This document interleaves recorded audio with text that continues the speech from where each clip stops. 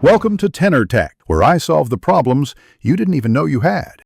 You start by opening the Loadout menu and choosing the weapon you use most. This matters because your attachments change recoil and TTK. Once done, pick a primary attachment sequence, muzzle, optic, underbarrel, to reduce recoil and improve aim. Make sure to assign 2 complementary perks that enhance mobility or damage resistance. They stack strategically. Finally, check your level or unlock tokens, so you can equip locked items right away and avoid wasted time mid-session. Now you tune attachments precisely. Start with recoil control, then adjust ADS speed and effective range because each trade-off affects handling. Test your configuration in training or a bot match to feel sprintifire timing and hipfire spread. This reveals hidden weaknesses. Once you identify issues, swap only one attachment at a time, then retest. That isolates impact and saves time.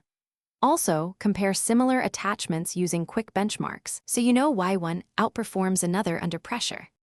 Finish by locking in your final perks, selecting reliable score streaks, and choosing a secondary that covers weaknesses. This completes your combat triangle. Then validate in quick play matches so you see performance under real latency and team dynamics.